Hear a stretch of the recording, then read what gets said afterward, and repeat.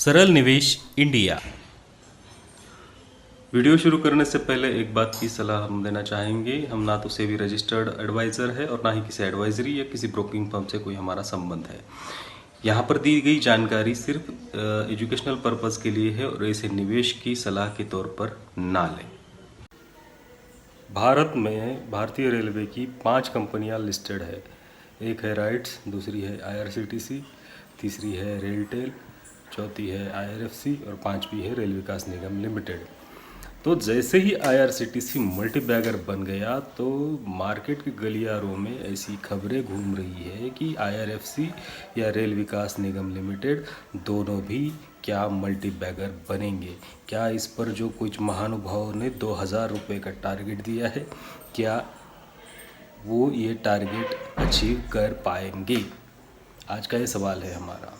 तो सबसे पहली बात मैं आपको ये बात समझाना चाहता हूँ कि किसी भी शेयर का प्राइस एप्रिसिएशन किस बात पर डिपेंड करता है। वो इस बात पर डिपेंड करता है कि यार वो लिस्ट कहाँ पे हुआ है। अगर वो 20 या 25 में लिस्ट हो जाता है ना तो वो पेनी स्टॉक ही रहता है हमेशा हमेशा के लिए। अगर उदाहरण तो के तौर पर देख लिया जाए तो नेशनल हाइड्रो पावर कॉरपोरेशन है, रेल विकास और दूसरा एक स्टॉक है सतलज जल विद्युत निगम लिमिटेड। हाँ, हालांकि ये अच्छे स्टॉक है, इन्वेस्टमेंट पर्पज़ के लिए ये बहुत ही बेहतर स्टॉक है। इनके जितना डिविडेंड आपको कोई भी पे नहीं करता, लेकिन ये वहीं के वहीं है। कभी सुना है कि NHPC 40 रुपये के ऊपर गया है या कभी सतलज जल विद्युत निगम 40 रुपये के ऊपर गया है? नहीं जाता भैया, क्योंकि इसमें और एक बात आती है, वो होती है नंबर ऑफ शेयर कितने हैं।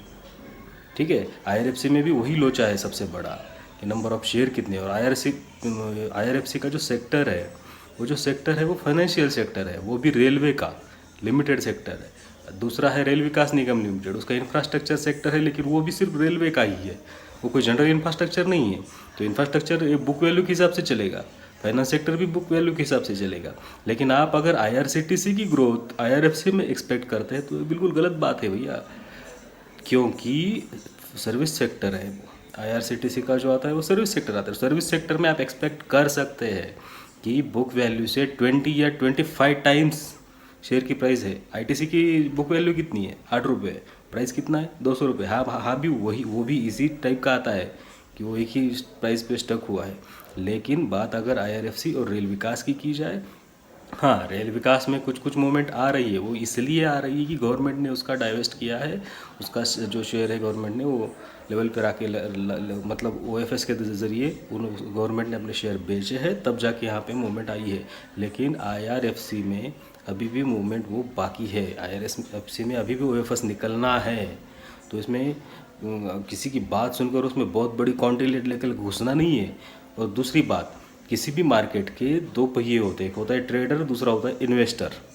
किसी भी शेयर में अगर वहाँ पे ट्रेडर ही नहीं है, अगर वो शेयर दिन भर में 5 या 10 पैसे की भी मूवमेंट नहीं दे सकता, 25 रुपये का शेयर, तो वहाँ पे ट्रेडर क्यों घुसेगा?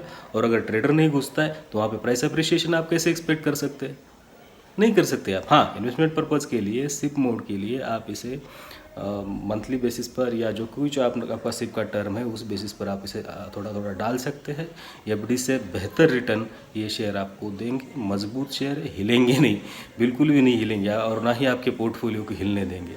लेकिन यहाँ से प्राइस अप्रिसिएशन की एक्सपेक्टेशन ही गलत है, सबसे पहली बात। हाँ, अगर आने वाले 2-3 सालों में अगर ये 100 से 50 से ऊपर निकलते हैं तो इसमें कुछ तो भी सीन क्रिएट होगा, लेकिन वो भी उतना भी नहीं होगा कि 25 रुपये का शेयर है और 2000 हो जाएगा। नहीं जाएगा भैया, उसका बुक वैल्यू ही नहीं बढ़ेगा तो वो कहाँ से जाएगा? नहीं हो सकता है, ये बिल्कुल नहीं हो सकता है। तो किसी बहकावे में मत आइए। ट्रेडिंग पर्पज़ के लिए अगर आप इन दोनों कंपनियों में घुसना चाहते तो कभी भी मत घुसना। यहाँ पे आप शॉर्ट सेल कभी भी नहीं कर सकते।